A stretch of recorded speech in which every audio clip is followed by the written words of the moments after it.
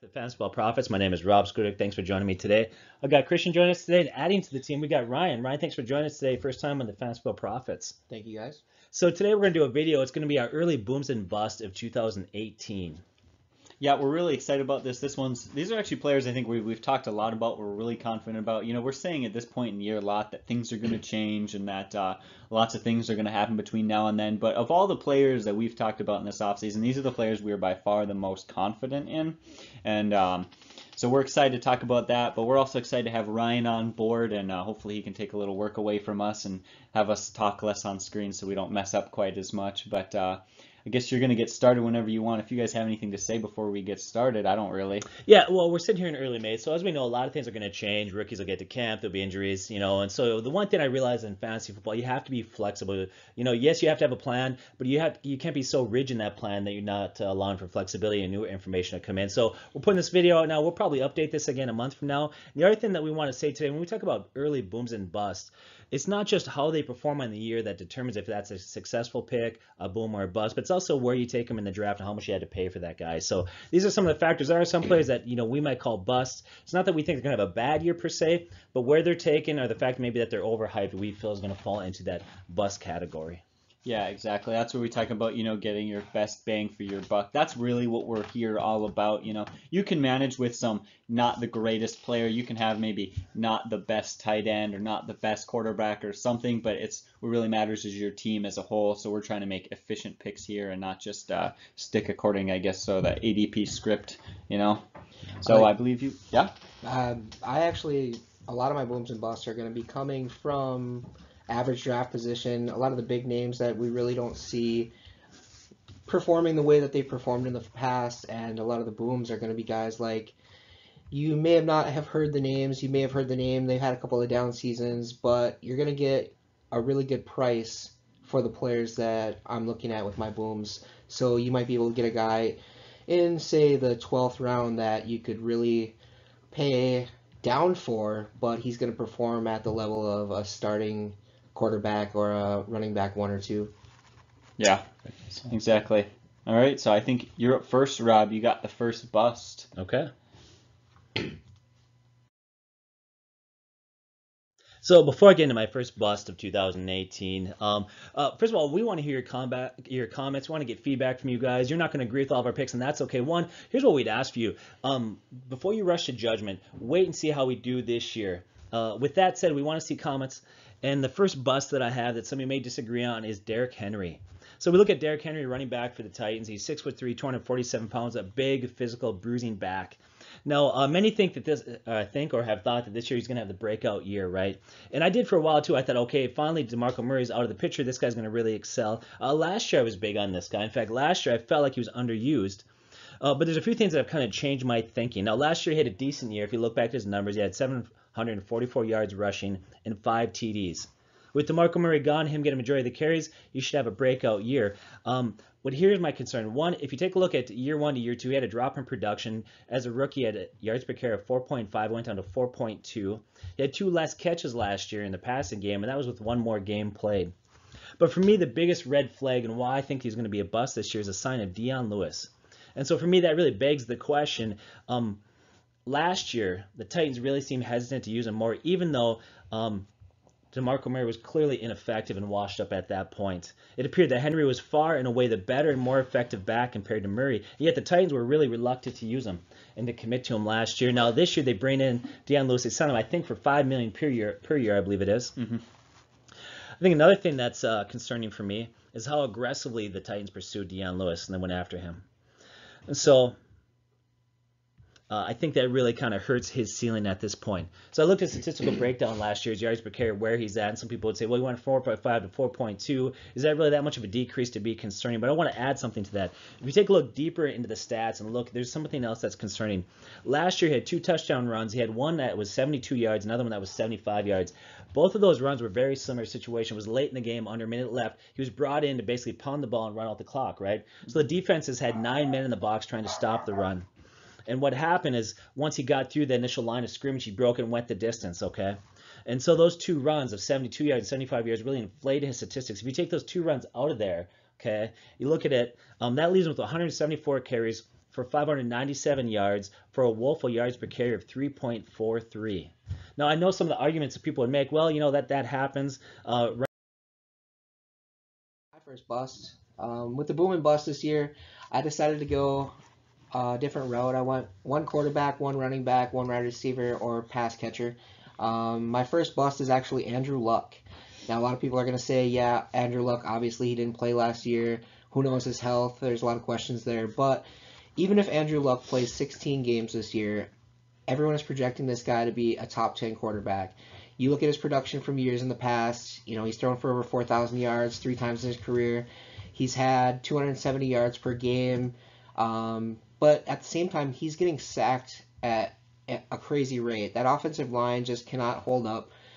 He's been sacked 156 times in his career. This will be his 7th season. It's going to be 29 going into this year.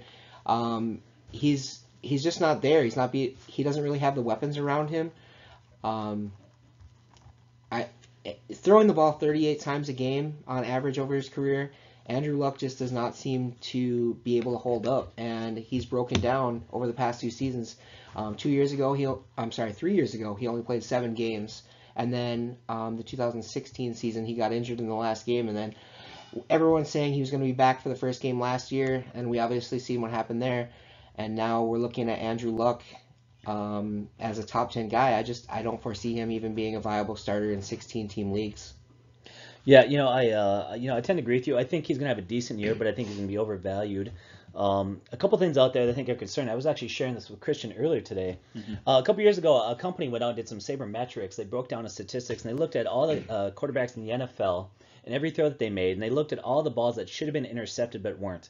Balls that were thrown by a quarterback that maybe there was a penalty, or maybe there was a dropped ball by a cornerback, or maybe where the wide receiver had to become a cornerback to defend against interception, right? So they took all that, these sabermetrics, looked at all the throws a quarterback made, and they said the quarterback that should have had the most interceptions, but by sheer luck didn't, was Andrew Luck. He made some really bad throws there. Once again, I'm not saying he's not a good quarterback. I'm not saying he's not a good year, but I agree with you, Ron. I think you're spot on there. Yeah, the name is appropriate, Luck. Yeah, exactly. He's one of those guys that, we play in a league with a guy who gets really excited about him. He puts lots of players out there and trades for him. He pays lots for him or drafts him early and does what he does. And he's just another quarterback. And one of the big things that even if he has a good year, even if he throws for 30-plus touchdowns, people are going out and getting him like... All right, so my bust is going to be Kirk Cousins. And this is uncomfortable for me to say. I think he's a good quarterback, and I really hope he's a good quarterback for the Vikings' sake. I hope this is going to be a great year. I think it's going to be a great year, but I don't think it's going to be a great fantasy year. And I even think it'll be a pretty good fantasy year, but I think this goes back to like what we just talked about with Andrew Luck. Let's be careful that he doesn't get overhyped. It's one of those things, yeah, he's got a good tight end. He's got 2 good receivers now, running back who can catch out of the backfield. All of that sounds really great. But the first thing you have to look at is just the structure of the Minnesota Vikings team. Simply, they just don't want to throw the ball a lot. That's not who they are. That's not their identity. The Minnesota Vikings are a defensive-first team who like to run the ball and like a quarterback who manages. They're not going to expect him to go out and throw for 300 yards and 3 touchdowns every game. If he were on my team, I hope he would, but he's not going to. So I'm probably going to bump him down with this new trade. I think or with this new signing, him going there on this new team with all this talent, I think he's going to get really hyped, and I think a lot of people are going to overreach for him. So there's that. The other thing is, I imagine there's going to be a slow start. Last year, chemistry was great, and Case Keenum played really well with those receivers and with Kyle Rudolph, and that whole really worked together, that whole offense. Well, even to get to your point there, and I don't mean to interrupt you, is, Case Keenum had a great year last year. Obviously, as a Vikings fan, I love it. But first few games, he did struggle. It took a while to build that chemistry last year. But go ahead. And that's why I was saying it's going to take a while. I wrote right here, I just said slow start. I think he's a good quarterback. I think it's a good offense. I think it's going to be great come playoff time. But I think it's going to be a slow start. The other thing that we have to look at is, first of all, Kirk Cousins has been a pretty good quarterback, but he's never thrown for more than 30 touchdowns. In fact, I think his max is 29, so he's good, but he's not great. The other thing is that he gets a lot of his stats from just simply bulk. Last year, he attempted 540 passes, while Case Keenum only attempted 481. That'll be, so basically, if he comes into the Vikings this year and attempts the same amount of passes that Case Keenum attempted, he'll be taking an 11% decrease in his passing attempts. Now, Case Keenum struggled slowly and missed a game and a half that Sam Bradford played. But the year before was actually higher for Kirk Cousins, who threw 606 passing attempts. So we're going to see some bulk, a little bit of step down in that bulk, just that huge, massive passing attempts, which is also going to limit him. I think that's just the real big important thing here. So staying on quarterbacks, I'm going to talk about Matt Ryan as a bust. So I want to make this really clear right now when I talk about Matt Ryan. I'm not saying he's going to suck, okay, but many owners are going to expect a rebound year going back to his MVP season 2016 when he had 38 touchdown passes and he had 4,900 passing yards.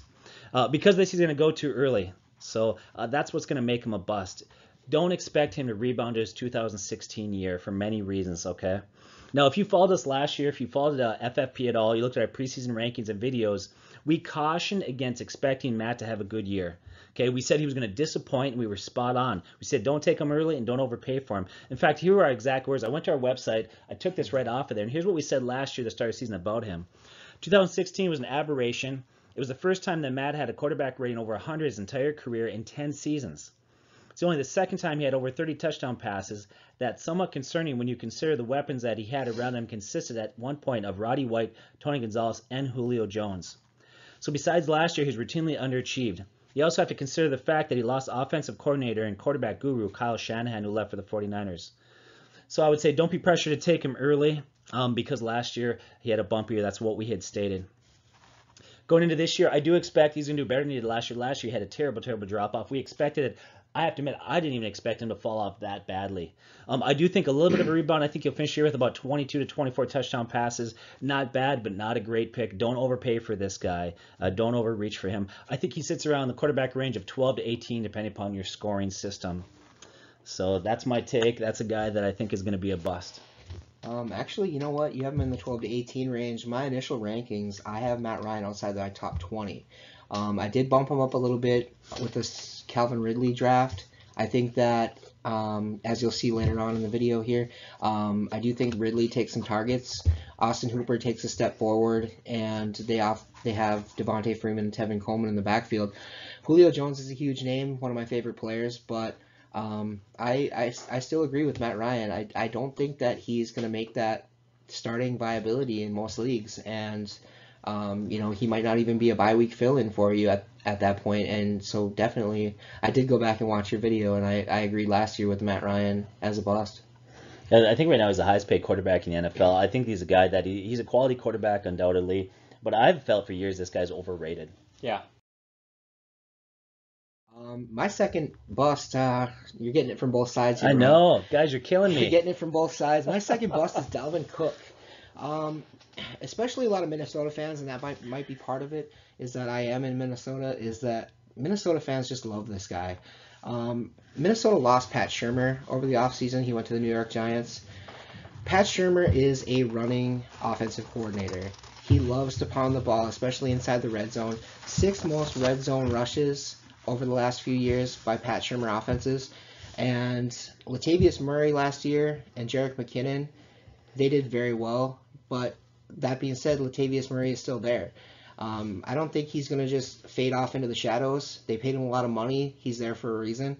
Dalvin Cook is going to be there. He is going to get the ball.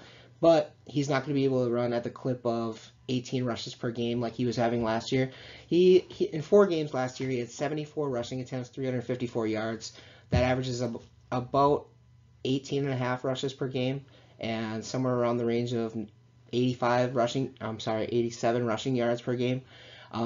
He only had 2 touchdowns, and that is a shortened season. But like I said, with Dalvin Cook, I just don't foresee with Pat Shurmur leaving, he's really going to get the workload with Latavius Murray still being there. Also, he tore his ACL. Non-contact injury, left ACL.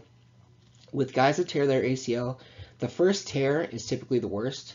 They have some paranoia about coming back, especially in non-contact injuries. They're worried about taking a hit to that leg. Guys that have torn their ligaments before and tear the other leg are typically faster to return. So it's going to take him a while to get back into a rhythm. And with that, I think he's going to have another slow start just like Kirk Cousins, and I don't really foresee him going. A lot of people are drafting him as a top 10 running back right now. I could see him being in the back end of the running back twos, possibly a flex play.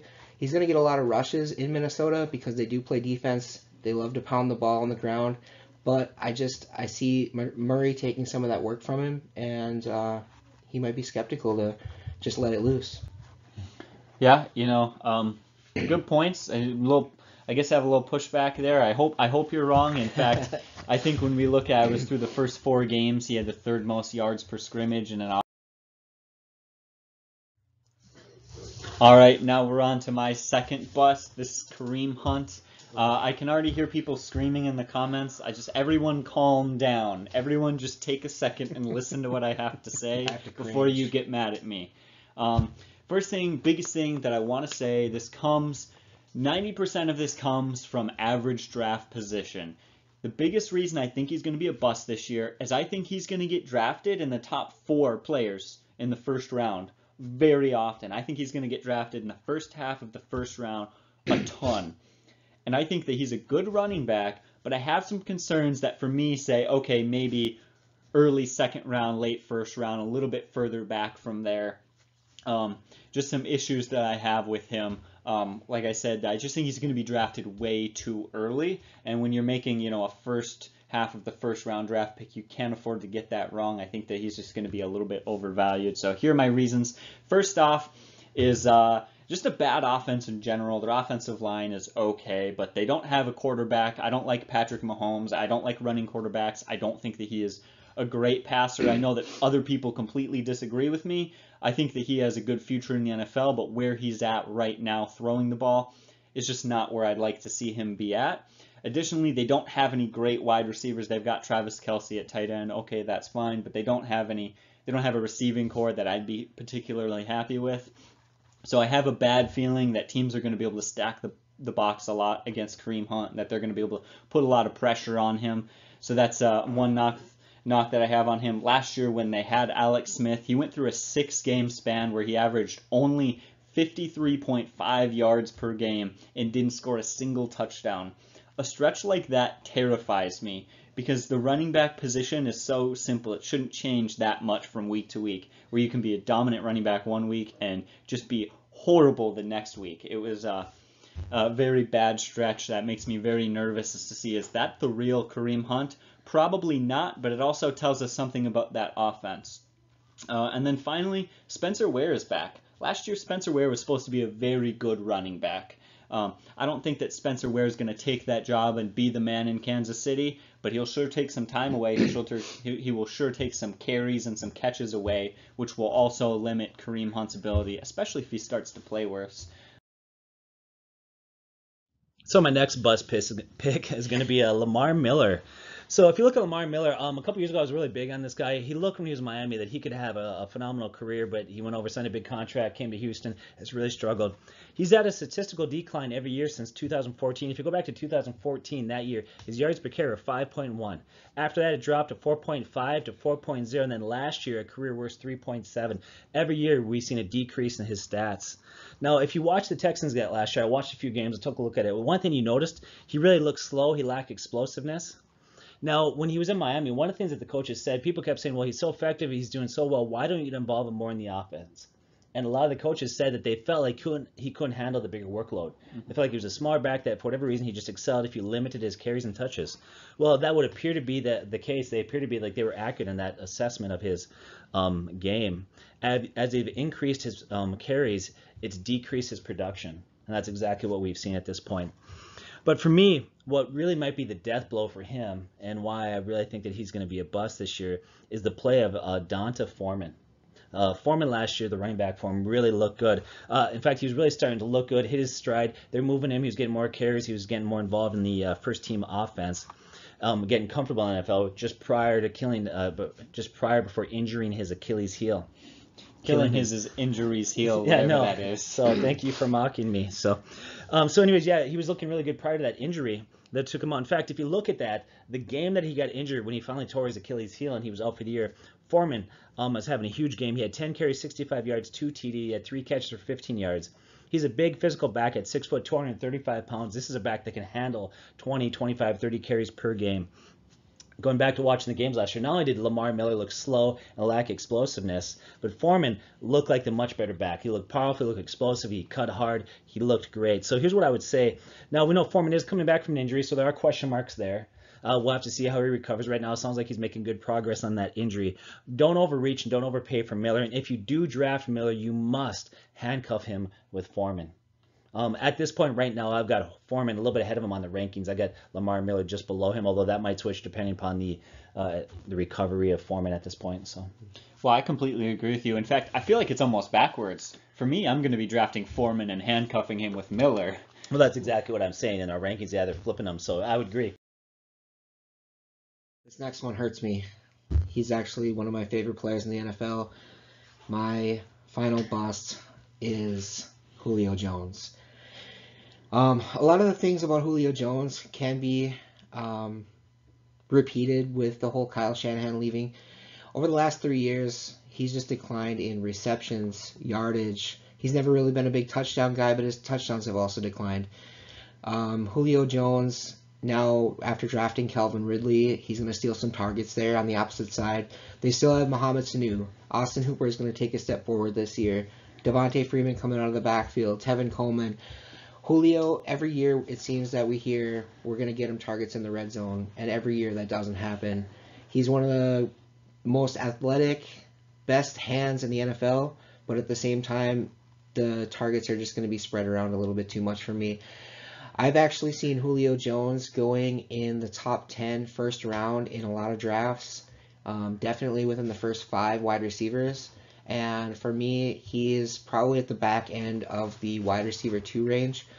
Last year, he averaged about 15 points per game in fantasy football. That was only 0.7 points behind a guy like Stephon Diggs. I don't even believe Stephon Diggs played every game last year. I think he might have missed 1 or 2 games. And that put him in the 12 to 16 range for wide receivers. And people are still drafting him in the top 5. So, yes, it does pain me. He's one of my favorite players. You'll see me wearing his jersey. But as far as Julio Jones in fantasy, he's not going to be on a lot of my teams this year if people are going to be drafting him in the top 15 players. Yeah, I'm not really sure how you define a bust per se. I like him. I think for me, he's still ranked in the top 5.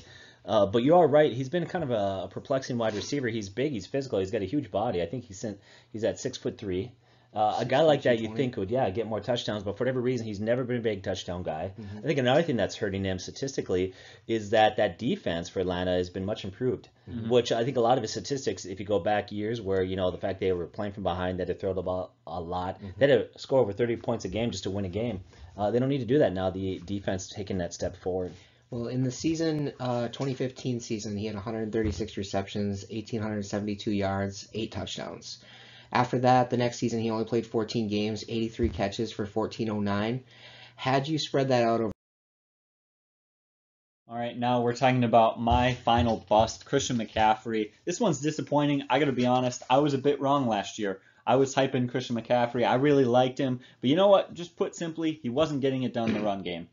Now, I want to clarify something. Just like with Julio Jones, in a PPR league, he has value. In a PPR league, I don't necessarily think would be in a bust. But if you're in a standard league, he's kind of trash. Just stay away. It's not worth it. And we'll talk a little bit about why. But again, in a PPR league, I think he's fine. I wouldn't quite call him a boom, but I think he'll be a good performer. But in a standard league, stay away from him. Push him way down on your list. And here's why. First of all, last year, he averaged a brutal 3.7 yards per carry and only had 2 rushing touchdowns. That's awful. I don't care what he's doing in the passing game. I don't care if you're in a PPR league. That is still brutal in the running game. And that was with them kind of getting him in, and he started to actually play better. For the first half of the season, he was averaging like 2.7, or I don't know exactly the number, but he was averaging very low. It was like worse. 2.12 was very low, and then the second half went up in the 4s. Mm-hmm. And it went up a little bit better and averaged it out. But so then this year we're thinking that maybe he takes a better role and he steps up and he gets more, and he does more in the rushing game and he does more in the receiving game, and he's better value. However, they just went out and signed C.J. Spiller. I'm expecting, or C.J. Anderson, excuse me, thank you. And he's a guy they're going to use in the rushing game. He's a good rushing running back. The thing he can't do is receive, so he's going to do exactly what McCaffrey can't do, which is why, again, in a standard league, he's just not going to get many carries. So I have to call him a bust because he just can't do anything in the ground. I mean, seriously, if you can't run the ball, how are you going to be an effective fantasy running back? I know this is pretty simple, but I know a lot of people who, because he's good in PPR leagues and because he's a young guy with a big name, they're still going to be taking him early, and I think that's going to be a huge mistake. Yeah, I think your assessment's right on. I wasn't sure. He had a really confusing year last year in terms of running the ball. The first 8 games was brutal. He did pick it up down the stretch there. Going into this year, I'm not sure what to think, but the sign of C.J. Anderson was huge. I would say, though, because, I mean, he had 80 catches last year as a rookie, that in PPR leagues, he's top 10. In standards, he probably drops out of the top 20. Mm-hmm. So. Yeah, I agree. Actually, I see him right around the 10 range in a lot of things that I've been checking out for fantasy running backs, number 10 overall. And So here's my first boom player. I'm going with Joe Mixon. Whatever you say about his character, I'm not here to assess the man's character. We're here to talk about him as a football player, okay? Now, going into the 2017 draft, a lot of experts out there really felt like he was as talented as any other running back in that draft. And the reason why he fell is because of his domestic violence issues, and that really hurt his draft position. Like I said, going into the draft, even after the combine, they said this guy's got the talent. He's as talented as running back as anyone out there. Now, last year's yards per carry were really low at 3.5, but he really shows signs of improvement down the stretch there. In his last 4 games, his yards per carry ballooned to 5.01. So he really seemed to figure it out. He's effective in the passing game. Last year had 30 catches. He's a solid back. He's big, physical, 6'1", 228. So he can really do it. He's big, he's physical, he can catch the ball in the backfield. I think he's going to be very solid. I also think it bodes well to get a new offensive coordinator that should really help an offense that's been inconsistent, has struggled at times the last couple of years. I like Joe Mixon to have a breakout year this year.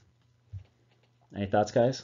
Yeah, I agree with you talent-wise. Here's my question for you. With the off-field issues, why do you think that that's not going to become an issue again? Why do you think that's not going to get him suspended? Because we've seen players like Elliott who have one off-field issue, and then it repeats itself and becomes a huge issue. Why isn't that going to be the case with Mixon? Well, first of all, I mean, I don't want to make any political statements here, speak socially to some of these issues in America, but when it comes to domestic violence, there's just a zero tolerance policy. I think even players that caught with domestic violence are the first to admit that this is an issue and it's something they're going to work on. I haven't heard anything in terms of his character beyond that. Now, a lot of other guys that have character issues, you find out it's not just 1, but 2, 3, 4, 5 things, speeding tickets, they get caught, they come up positive on a UA, whatever it is. Right now, that's really the only thing that we have heard in his past that's a red flag. Coach, it sounds like he's worked hard, they like him, he's staying out of trouble. Everything would seem to indicate in the last 2 years that he's keeping his nose clean. And part of the thing, I actually was considering Mixon for my boom. They lost Jeremy Hill. They let him go. They really are focusing on Joe Mixon. They drafted him high, and actually coming out of college, he led all of the college NCAA in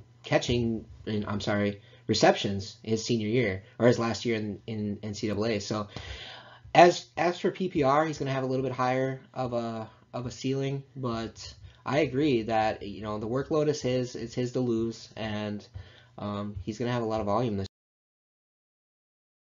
Number 1 boom for me, as we've talked on before, Patrick Mahomes. Patrick Mahomes II. Kansas City this year, I feel, is just going to be a run and gun. They don't have a great defense. They're going to be in a lot of shootouts, and they've added Sammy Watkins. Tyreek Hill, like I said before, is going high in a lot of drafts. He's got a lot of talent there. Kareem Hunt's going to be spreading the field, getting the ball out of the backfield, and they still have Travis Kelce. Travis Kelce is kind of a safety net because he'll go up and catch anything, but at the same time, he's there. He can go down the field. He can grab the ball. He's there for touchdowns.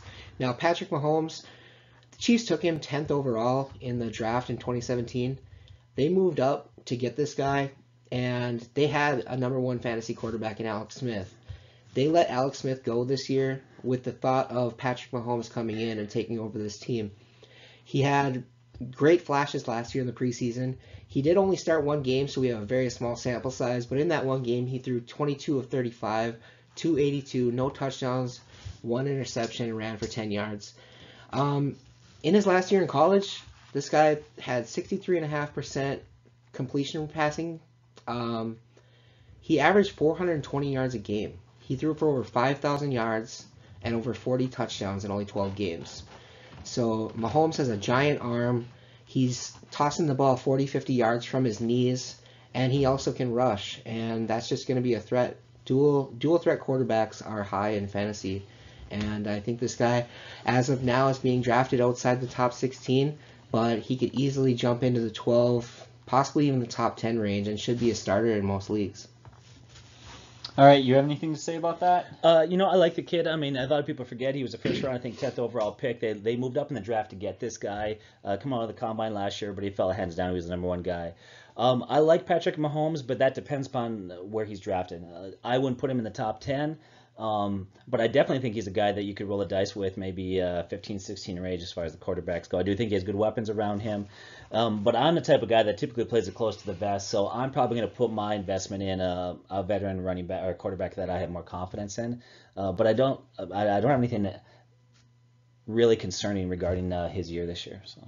Yeah, exactly. You guys already know I'm not a big fan of Patrick Mahomes this year. I think he's going to have a good career. I think he's a fine quarterback. All right, my first boom is Dion Lewis. This is a guy who's pretty excited to talk about. I think he's extremely talented, and I think that him moving to the Titans is a great situation, as we talked about earlier. First we talked a bit today, just what you guys saying, follow the money. I'm not a big fan of that phrase most of the time, but I think that the money is a huge sign of the Titans having faith in him and the fact that they're excited to use him. They signed him 4-year deal for $20 million, so $5 million a year. That's actually a fairly solid contract. The thing we talked about is they're looking to replace Henry. They weren't happy with him last year, as you could tell. They didn't want to use him, and then they come out this year with a fairly significant amount of money, and they go after Dion Lewis, who had a great year the year before. Lewis went out last year, despite sharing time with Rex Burkhead and White. He went out and got 9 touchdowns and 1,100 yards combined rushing and receiving in a Patriots offense that's pretty unforgiving. Fumble the ball, miss a play, do something wrong, and you're out. And they love to have that extreme running back by committee system, which as fantasy players we absolutely hate. And yet, despite being in that system, where like Rex Burkhead went out and got quite a bit of touchdowns last year and stole quite a bit of 1-yard rushes from him, he still got over 1,100 yards and 9 touchdowns. I'd like to see what he can do when he can move into that Titans offense and really take over and get more and share even less. I know that Henry's there, but I think he's going to be sharing even less. With that talent and that opportunity, I think it's going to be a huge year for him.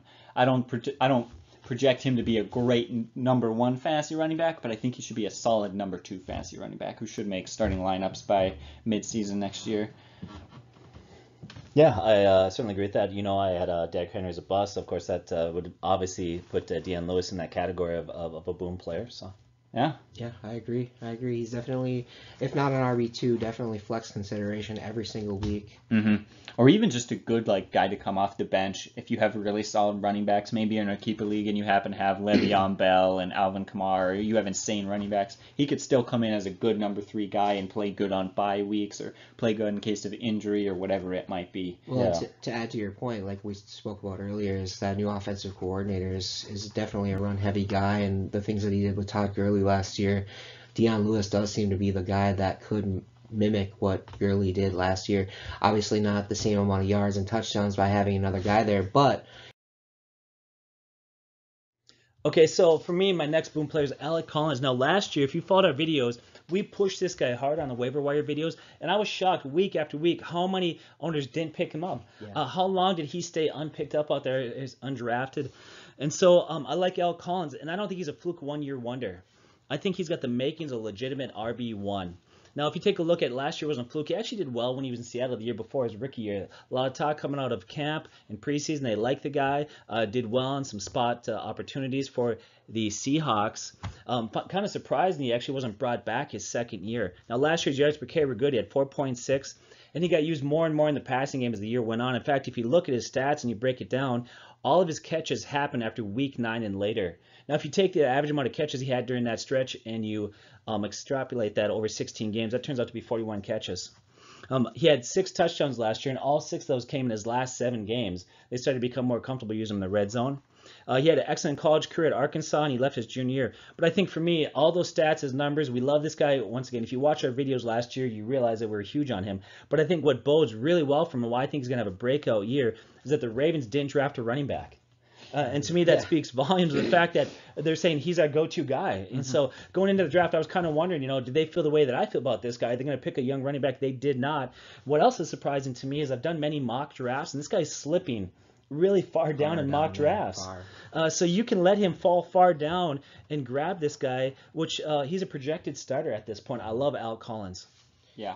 I definitely have been doing a lot of mock drafts too, and he's 5th, 6th, 7th round in some of them, and that's just unreal considering he's the #1 guy in an NFL team. He's going to get a lot of the volume, a lot of what he did in the second half of the season last year. I mean, it solidifies your thinking of him being a boom. Yeah, exactly. I mean, we talk about he had a slow start and he didn't perform all that great the first half of the season. You mentioned his last 6 or his last 7 games were great. That whole offense was terrible. Once Joe Flacco kind of got his crap figured out and they got that passing game going a little bit, boom, Collins took off and he played great. If that offense can move the ball, if that passing game and the rest of the players in that offense can be all right, he can be great. But it was a real kind of a crapshoot there for a while, and that offense was seriously struggling. And then finally, they corrected some things, and he was finally able to. Number 2 for me, rookie. Actually, I was going to try to avoid rookies for this video, but it was hard to stay away from this guy. I think this could be this year's Kareem Hunt. His name is RISHAAD Penny, rookie running back for the Seattle Seahawks, drafted number 27. The thing that I like about Penny is they stuck around. They didn't trade back. They didn't trade up. They just knew they had their guy. They wanted this guy. He was actually projected to go around the 3rd or 4th round of the draft. They took him in the 1st round knowing that this was going to be their guy. They didn't have any picks in the 2nd round. They couldn't wait on him.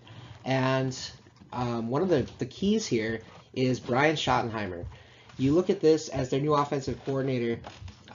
He was with the Jets back with the Mark Sanchez days, running Thomas Rawls into the ground, and they made it to the AFC Championship consecutive years because they just put the weight on the shoulders of their running back.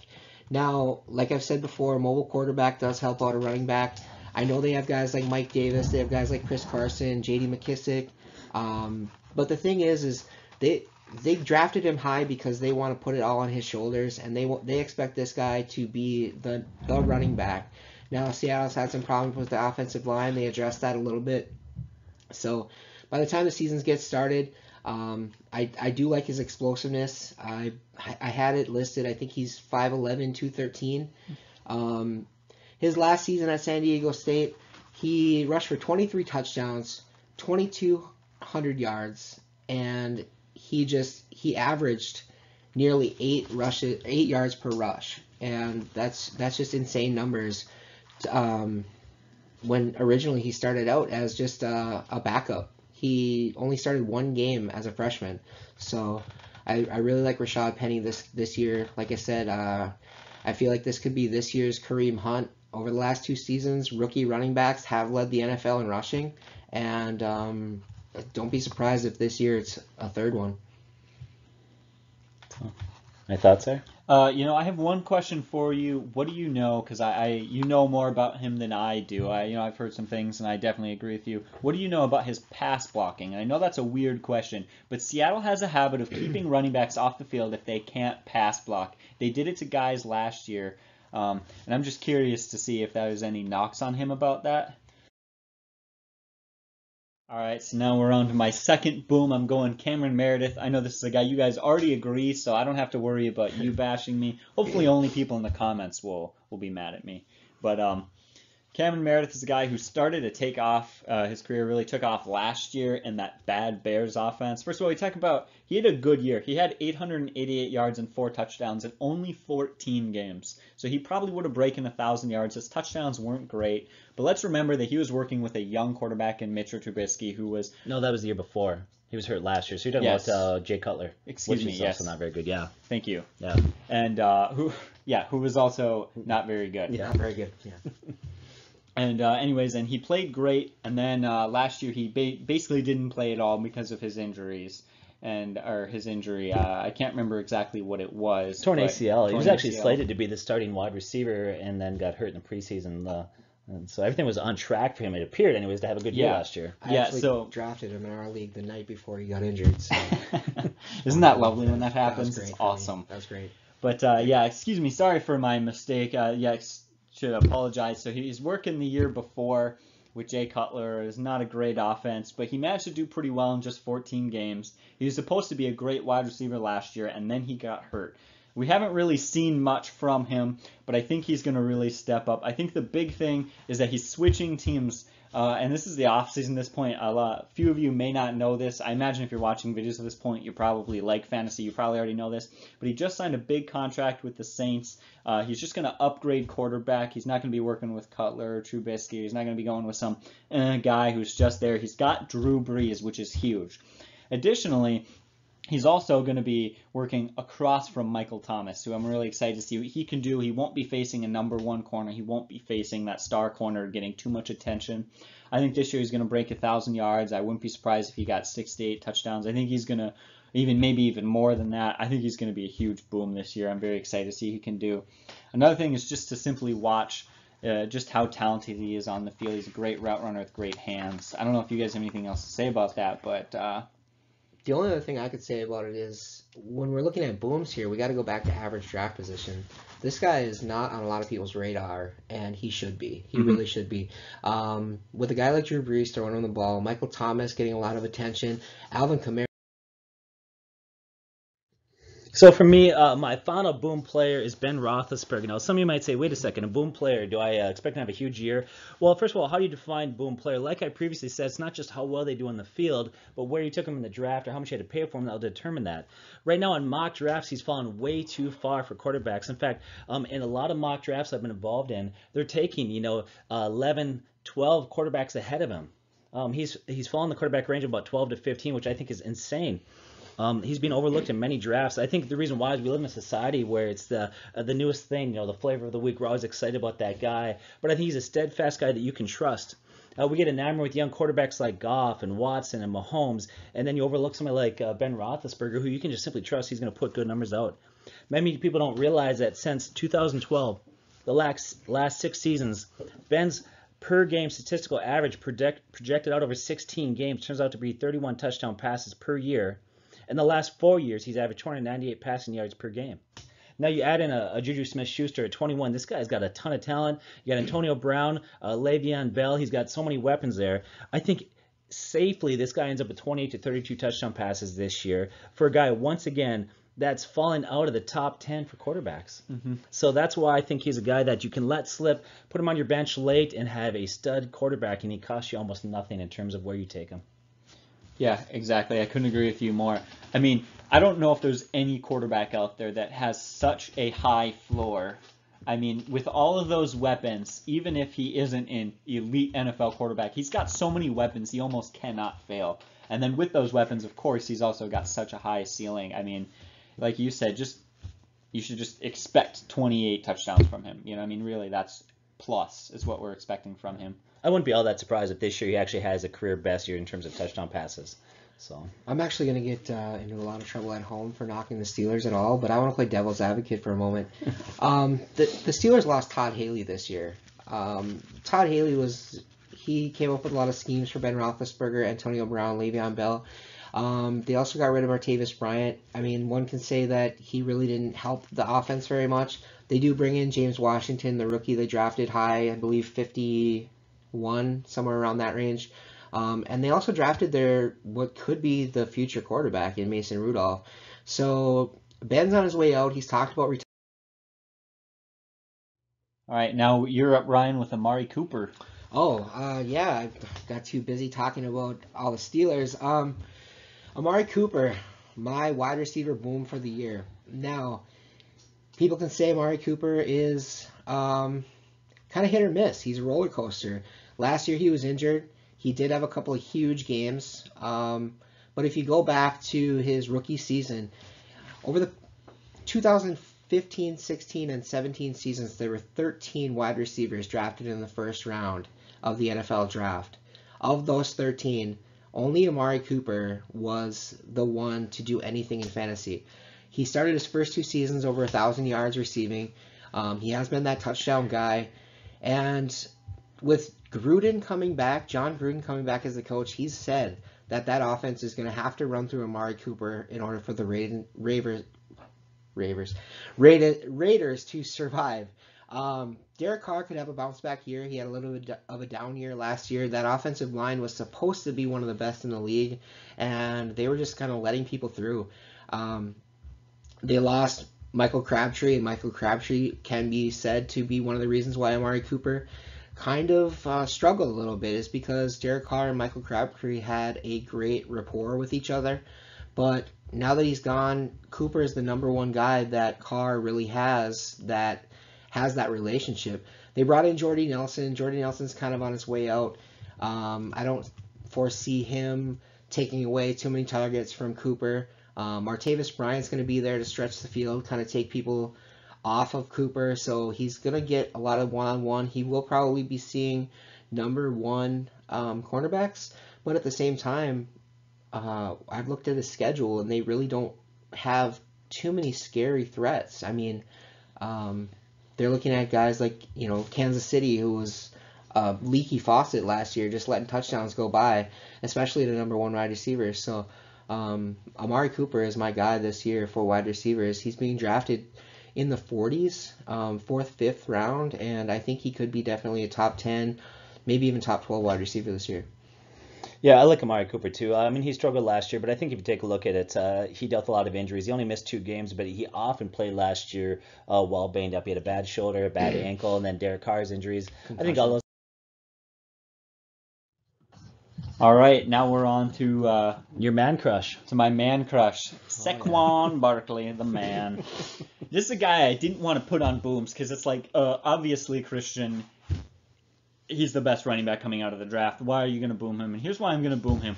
For years and years and years, since I've ever been playing fantasy, since I've ever watched you playing fantasy, maybe just because I've learned from you, but we've both always subscribed to this idea of like rookies, stay away from them. It takes time to develop. They're never going to come out right away and dominate. But we've seen in the last few years, rookie running backs have done it. Kareem Hunt last year was great. Leonard Fournette was great. Ezekiel Elliott, Todd Gurley. Rookie running backs have the ability to come in and dominate. And now we get a guy like SEQUON Barkley, who they're raving about him so much that they're saying that he might even be more talented than Elliott coming out of the draft, that he can catch like Gurley and run like Elliott, that he's better than Kareem Hunt. They're saying all these just insane things, like no player has gotten so much hype coming out of the draft as SEQUON Barkley has, or no running back in quite some time. And I fully trust, I fully believe it. I've watched his game film. I've seen him grow up through college the last 2 seasons and how he's played, and he's played up to that hype. He has been so dominant. He is a big running back who can run hard, who can also catch. The biggest reason I put him on this boom was because you normally wouldn't take a rookie running back in the first round. I would feel safe taking SEQUON Barkley in the first round, and it's not just because of his talent. Most importantly, it's because of his system. I think he is put in the perfect system. They just upgraded the Giants. He went to the Giants. They just upgraded 2 offensive line positions, getting John Greco and Nate Soldier. That's huge. That's awesome for them because that was their biggest issue last year. And they drafted Will Hernandez, offensive lineman, in the 2nd round, who was a highly touted offensive lineman coming out of college. Mm-hmm. And like I already spoke on, Pat Shurmur coming over from the Vikings as an offensive coordinator. You get a really good offensive coordinator who, by the way, it just kills me he's gone. He is such a good offensive coordinator. He seriously helped that offense. But then you also get Odell Beckham and Sterling Shepard and Ingram. That guy's not going to face 8-man boxes. He's not going to face 9 or 10-man. He's not getting pressure. He can catch out of the backfield. He can do everything. I mean, I think that this season is his to win. He is so talented. Everyone loves him. He's in the perfect system. In fact, I think he's in a better offense or a better team fit for him. Well, thanks for joining the Fantasy Football Profits. One, do us a favor. We'd love to hear your comments, your thoughts, even if you disagree. It's great to have that banter and that interaction. 2, subscribe or get your friends to subscribe. We want to get over 1,000. We want to continue to grow our product. Watch soon. Next week, I believe we're going to be releasing our new website, update over last year to give you just better information, whatnot. And we also have a contest coming up. And what is that? As Ryan came up with a great idea, thank you, Ryan. We're going to be giving away a free hat in a couple of weeks here soon or whenever. The catch is, there are a few things you have to do. First of all, we are not giving it away till we hit 1,000 subscribers. So help us get there. We're about like 24, 25 away. So we're real close. It shouldn't be too hard. Just get your friends and family to subscribe. And the other thing is, if you want to be entered, just leave a comment down below that says, I want to win the free hat or something like that. And then we'll mark you down. Even leave your favorite NFL team, because it's going to be the 2018 sideline NFL caps coming out. So leave your favorite NFL team in the comments. We can do signatures. They do have that capability. So your favorite player, whatever you want to do. And that's what I'd like to do for once we hit 1,000 subscribers. That's the only caveat right now that I have. Yeah, we just need to get to that point. Once we get to that point, we'll be monetized again, we'll be making money, and we'll be happy to continue putting out videos for you guys. So we'll do you a favor if you guys do us a favor. How's that sound? All right. Look to our videos next week. We're going to release a sleeper video, and we're also going to release our first, or what we call our early wide receiver rankings video. Thanks, and God bless.